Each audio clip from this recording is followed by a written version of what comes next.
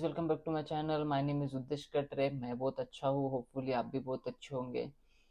बस थोड़ी देर पहले ही मैं सो के उठा हूँ।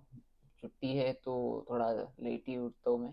एंड नॉर्मल डेज में भी, क्योंकि काम 1 बजे का कभी 2 बजे का ऐसा होता है, तो लेट ही सो के उठते हैं। तो बस ब्रेकफास्ट वगैरह करके टीवी वगैरह ऑन किया, एंड देन देखने की कोशिश किया कुछ अच्छी मूवी मिल जाए तो देख लो करके, पर ऐसा कुछ नहीं मिला मुझे। खैर, स्क्रॉल करते करते मैं देख रहा था कि क्या कर, तो फिर सोचा कि एक वीडियो बना लेता हूँ खुद के ऊपर ही कि मैं यहाँ पे कैसे आया, क्या आया, एंड क्या करना पड़ा, कैसा था मेरी लाइफ की जर्नी, लाइक एक टाइम के बाद में, क्योंकि वही सबका एक तरीका ही होता है, पहली से मतलब नर्सरी से लेके तो 10 तक। तो उसके बाद में रियल स्ट्रगल चालू होता है, क्योंकि उसके बाद में सब चीज़ें करना पड़ता है। तो खैर, वो इसी बारे में। तो चालू करते वीडियो को। अगर प्लीज़ वीडियो अच्छा लगेगा तो please like share and subscribe. तो चले आते हैं मेरे लाइफ के जर्नी के ऊपर में, कि मैं अभी यूएस में हूँ तो यहाँ तक कैसे आया। तो प्लीज़ वीडियो टिल एंड तक देखना। अ, अच्छा लगे तो लाइक शेयर एंड सब्सक्राइब जरूर करना, जो कि मेरे को भी हेल्प होगी। तो यहाँ तक कैसे है ये अपन बाद में जानेंगे, बट मैं पहले इस टॉपिक पे आऊँगा कि जैसे अभी आप में कोई भी हो, फर्स्ट स्टैंडर्ड से लेके नर्सरी से लेके सब लोग अपने 10th स्टैंडर्ड तक के अपने जहाँ रहते हैं वहीं पे पढ़ते हैं। जैसे कि मैं हूँ नागपुर से, कोराडी से। तो मैंने भी बचपन से लेकर तो 10th स्टैंडर्ड तक के मैंने भी कोराडी में पढ़ाई किया।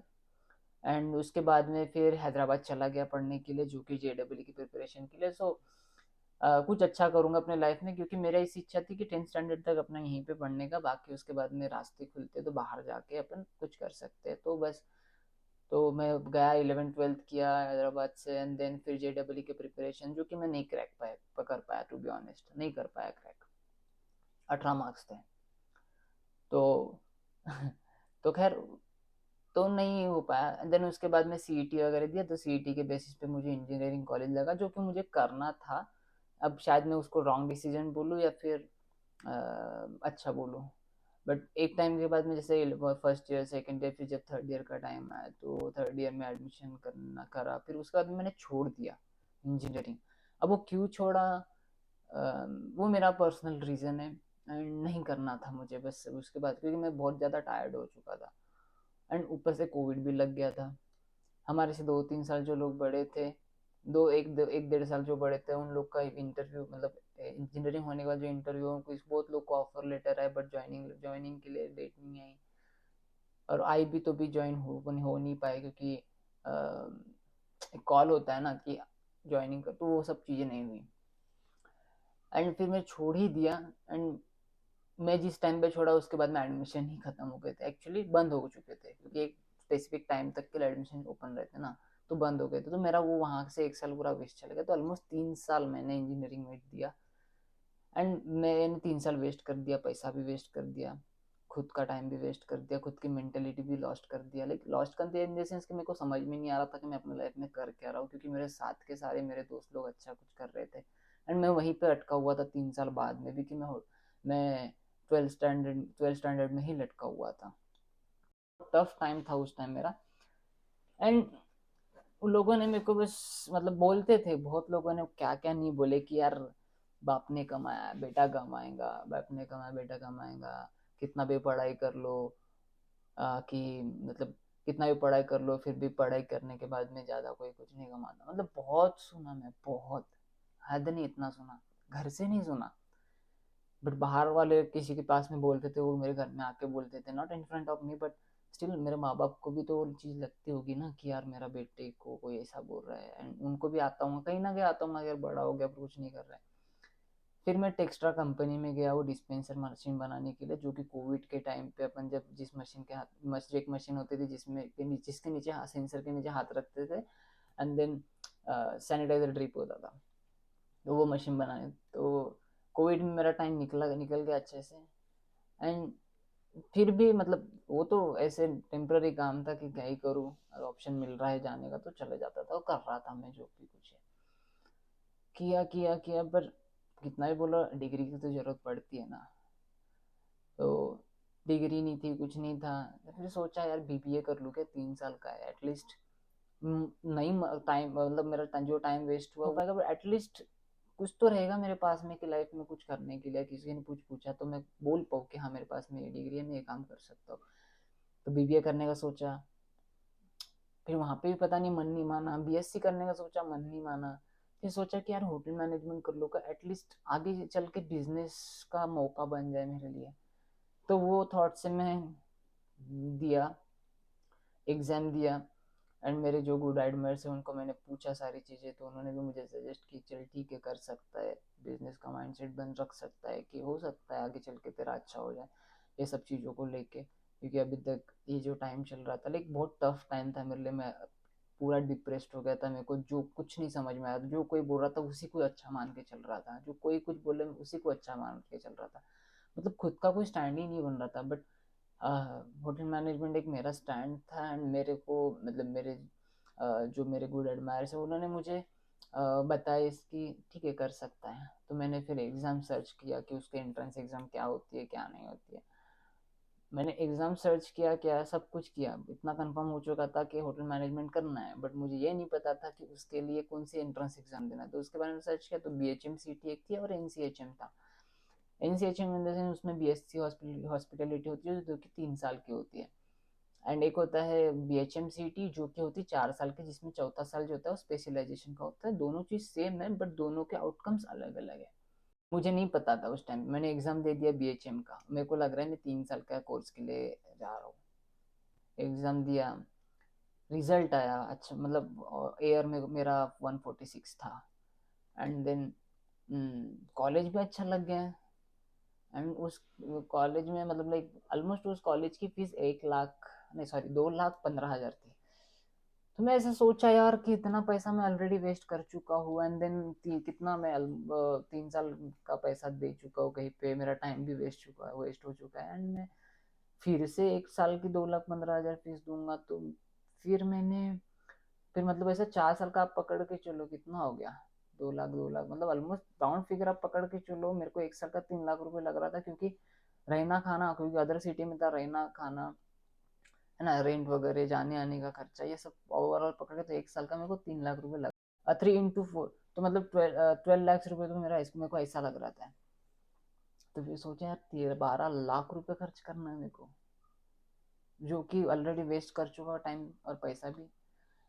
तो उस टाइम पे नहीं हो रही थी ना, क्योंकि एक मैच्योरिटी वाली एज होती है ना, उस टाइम पे बाप का पैसा खर्च करना, इन द सेंस लाइक कि आप समझ पा रहे हो कि यार नहीं होता है, नहीं मानता है मन, नहीं मानता है। फिर मैंने वो कॉलेज स्किप किया। बट मैंने एक चीज अच्छे से अच्छा किया था कि मैंने TFWS जो होता है, ट्यूशन वेवियर्स फीस करके, जो कि बहुत कम लोग को पता है, मे बी आप लोग में से किसी को पता होगा, तो वो मैंने अप्लाई करके रखा था। तो फर्स्ट राउंड में मुझे नहीं लगा। तो उसमें क्या होता है, एक कॉलेज 2 बार डाल सकते हैं, जैसा AISSMS कॉलेज है, त्रिपुर है, तो एक कॉलेज 2 बार जाता है, एक TFWS AISSMS एंड एक नॉन नॉन TFWS AISSMS। तो ऐसे दो दो बार एक कॉलेज 2 बार डाल सकते हैं। तो मैंने अप्लाई किया, फर्स्ट राउंड में मेरे को नॉन TFWS AISSMS लगा। तो मैं सोचा यार नहीं, इतना पैसा तो नहीं खर्च करूंगा, 12 लाख रुपए नहीं नहीं दूंगा, क्योंकि अपन कुछ भी करने के पहले फिर पूरा हिसाब करते हैं ना, क्योंकि इन दिन पापा के पास जेब से पैसा जाने वाला है। ठीक है, फिर मैंने सेकंड राउंड ट्राई किया, सेकंड राउंड में मुझे वही कॉलेज लगा बट TFWS में लगा। ठीक है। तो TFWS एक्चुअली मीनिंग होता है कि TFWS में आपको tuition waives fees like in the sense like आपका 2 लाख रुपए फीस है फॉर एग्जाम्पल में, तो आपको उसका 25% देना पड़ता है सिर्फ। कितना भी बड़ा कॉलेज क्यों ना रहे, अगर TFWS लग गया तो आपको सिर्फ 20-25% फीस देना पड़ता है। ठीक है। तो वो लग गया, तो फिर मैंने एडमिशन, खुश हुआ मैं बहुत। पर मेन बात आती है, जब मैं एडमिशन करने गया तो वहां पे जब एडमिशन सेल में हमको उन्होंने जब बता देना एक फाइनल अमाउंट सारी चीजें, तो मेरे को 1 साल का पे मतलब जो था पेमेंट वो ज्यादा लग रहा था। तो मैंने पूछा यार इतना, मतलब ये 1 साल का इतना पैसा क्यों लग रहा है एक्स्ट्रा का, लाइक जो भी है 25% ही क्यों ना लगे, पर समझ में आता है ना अपने को, क्योंकि अपन कैलकुलेटिव रहते हैं कि इसके ऊपर में इतना पैसा लगेगा, तो ये किस चीज का लग रहा है। तो मैंने पूछा तो बोलते हैं चौथे साल की है fees. Madam I was like, मैं तो 3 साल का सोचा। तो फिर हमने फिर वहाँ से एडमिशन सेल में बात की कि हम लोग स्विच कर सकते हैं क्या BHMCT से BSc हॉस्पिटलिटी में, क्योंकि BSc हॉस्पिटलिटी 3 साल की होती है।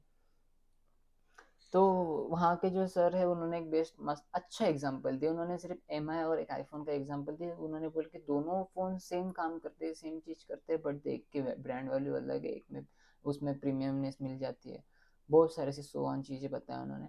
एंड एक चीज है, एक दूसरा फोन है कि जो कि सेम वर्क करता है बट वो क्लास नहीं दे पा रहा है, फिर वट एवर जो भी है। तो मतलब आउटकम्स जो थे बीएचएम सिटी से ज्यादा थे, क्योंकि वो 4 साल का भी था और उसमें चौथा साल जो था वो स्पेशलाइजेशन का था। सो मैं थोड़ा सा लाइक फंस गया। ऐसा हुआ कि यार कुछ तो अच्छा हुआ, पर उसके बाद में फिर यहाँ पे आके फंस, मतलब वो होता है ना, आसमान से गिरे खजूर में अटके वाली बात हो गई।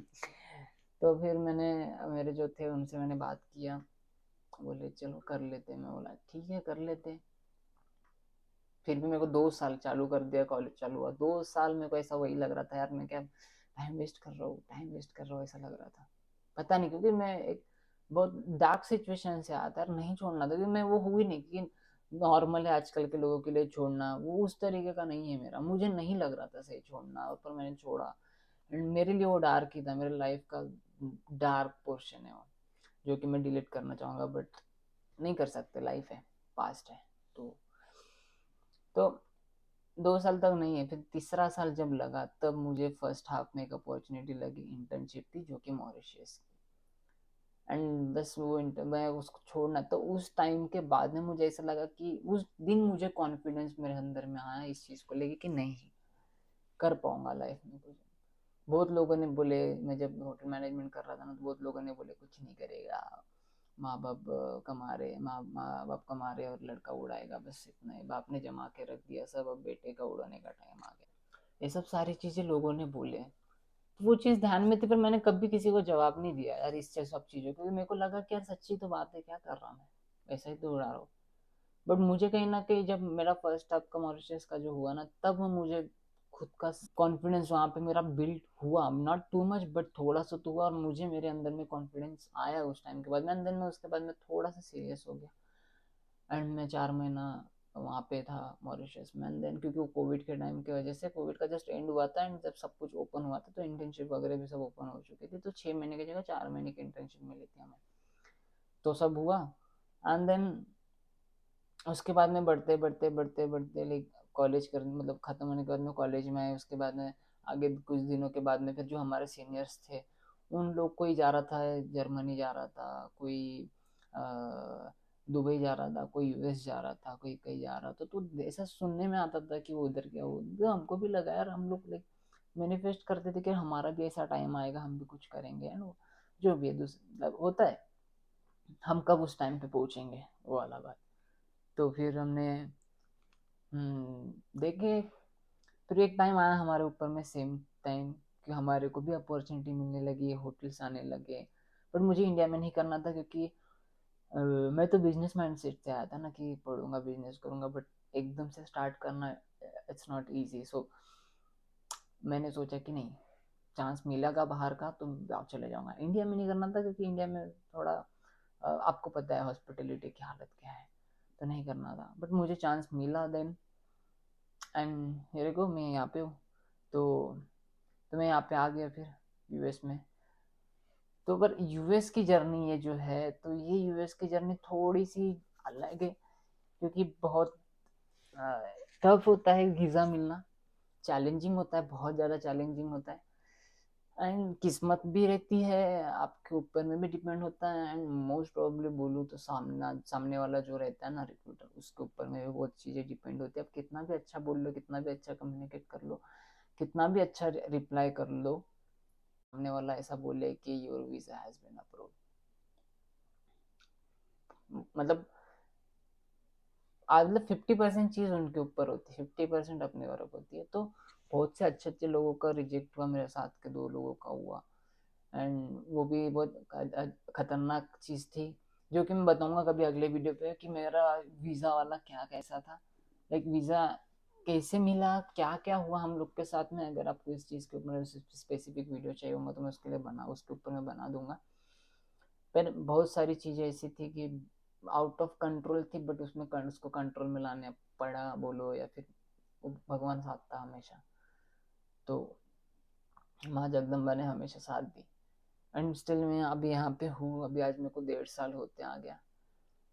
तो लाइफ में बहुत लाइक बहुत प्रॉब्लम्स हुआ। दूसरी बात, कुछ चीजें ऐसी थी ना लाइफ में, आप शायद रिलेट कर पाओ कि कुछ प्रॉब्लम्स जो होते हैं ना, वो हर चीज मम्मी पापा को बताने की इच्छा नहीं होती है और नहीं बताने के लिए देखता है। बहुत से लोग बताते भी है पर नहीं होता है बताने की इच्छा।